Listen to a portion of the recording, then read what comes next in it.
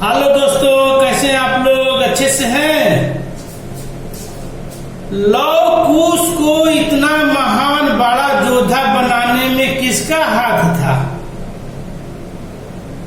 सुनिए, बहुत मजा आएगा, ध्यान से सुनिएगा। बहुत रोचक कथाएं हैं। रत्नाकर नाम का एक खुखार डाकू रहा करता था, जो जंगल से गुजरे उसको मार काट देता था। कोई भी आए उसको मार पीट कर कपड़े उतार लेना और उसके गहना वगैरह रुपया वगैरह सब लेकर वो छीन लेता था। एक दिन नारद जी उस रत्नाकर डाकू से मिले। बोले, ये बताओ, जितना ये पाप कर रहे हो, पाप क्या होता है?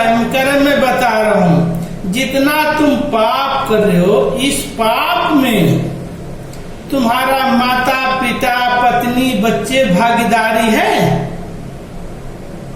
करे, ये तो मुझे पता नहीं है। तो पता नहीं है, इसको पता करके मुझे बताओ, और उसके बाद आओ मेरे पास, जल्दी पूछ कर आकर बताओ।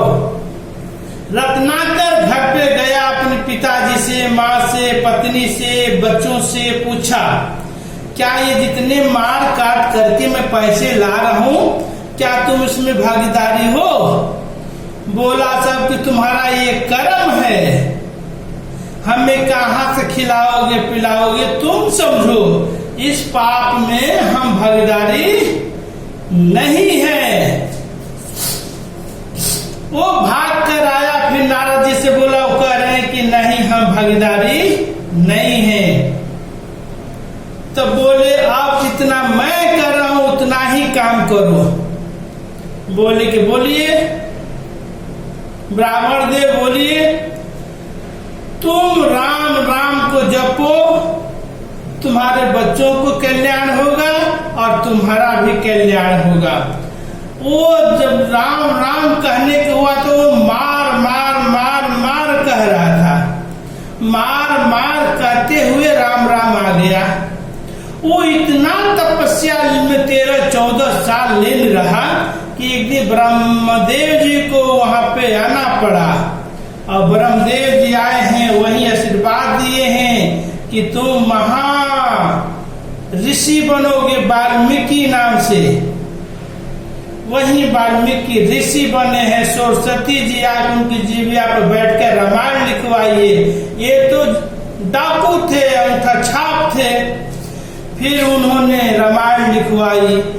आप देखिए, लव कुश जैसे महायोद्धा को, जो राम के दल में इतने महान योद्धा थे, सबको मार गिराया। 2 छोटे मासूम सुकुमार बालक।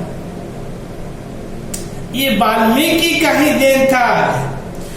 वो सबसे महान ऋषि हो गए थे, सबसे महान, जो इतना उनको धनु विद्या हर चीज में इतना उनको ज्ञान हो गया कि देखो, लव कुश को इतना धनुष विद्या में उनको निपुण कर दिए कि राम दल के सारे सेना को मार गिराए।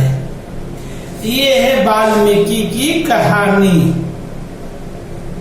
समझ गए होंगे? फिर मिलते हैं ऐसे रोचक कथाएं के साथ। आप लोग को अच्छा लगे तो कमेंट वगैरह किया करिए, नहीं लगे तो मत करो, कोई बात नहीं। हमारा जो धर्म का फर्ज है वो आपको सुना देता हूँ। हम अपना कर्म कर रहे हैं, आप लोग अपना कर्म करोगे। फिर मिलते हैं, बाय बाय।